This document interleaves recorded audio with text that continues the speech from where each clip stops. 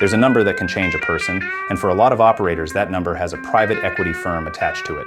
Today, the story of a man who heard the number and said, "No, I'm Drew." This is Main Street Operator. It's Friday, June 5th. One story worth sitting with and one tool worth installing. Jay Cunningham runs Superior Plumbing in the Atlanta area. If you've owned a trades business for any length of time, you already know the rhythm of his last few years, because you've probably lived a quieter version of it. The calls, the emails, the polished associate from a fund you've never heard of who somehow knows your revenue, your truck count, and your zip code, and who would love just 15 minutes of your time. Bloomberg reported this spring that Cunningham has fielded hundreds of those overtures. Plumbing and HVAC are exactly the kind of fragmented, founder-led trades that private equity has decided to consolidate, paying somewhere between 4 and 15 times earnings to roll independent shops into regional platforms, standardize the operations, squeeze the costs, and flip the whole thing in a few years. For a business Cunningham's size, the offers reportedly climbed into the tens of millions of dollars. Sit with that for a second, because the conflict here is not cartoonish. This is not a greedy buyer versus a noble holdout. Tens of millions of dollars is a retirement, a legacy, a chance to never worry about a payroll run or a bad month again. Every operator who tells you they wouldn't even think about it is lying or hasn't gotten the call yet. Cunningham thought about it. The reason he kept saying no is the part that matters. His shop employs his own people, including several of his adult children, and it's woven into a community that knows the name on the truck.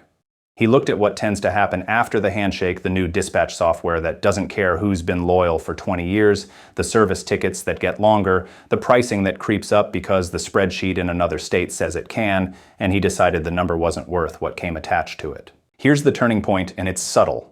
Cunningham didn't reject the money out of sentiment alone. He rejected the trade because he had already decided what the business was for.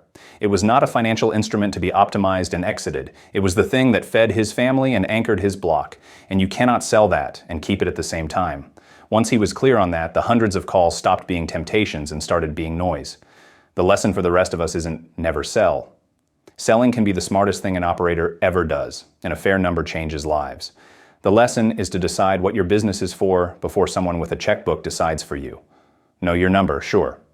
But know what you'd be giving up to get it, and whether you can look at your crew the morning after. The operators who get rolled up unhappily are almost always the ones who never had that conversation with themselves until the offer was already on the table. Now, your tool of the week, and it's for exactly the field service operators private equity keeps circling. It's Jobber. Jobber is scheduling, quoting, invoicing, and payment collection in one place, built for plumbers, electricians, landscapers, cleaners, anyone running jobs and crews. The reason I'm naming it today is that the all-in-one design is what lets a small independent shop run as tightly as a PE-backed platform without giving up ownership. Pricing starts at $29 a month for a single user, with a 14-day free trial and team plans that scale as you add techs. Setup is an afternoon, not a project, and you don't need a developer or an IT person to get running. The concrete payoff: field service owners reviewing Jobber on GTBU consistently report saving 10 to 15 hours a month, mostly clawed back from chasing invoices and rekeying job details by hand. 10 hours a month is more than a full workday you're handing back to yourself. Start with the free trial, move 1 week of jobs into it, and see if the paperwork gets quieter. That's the week.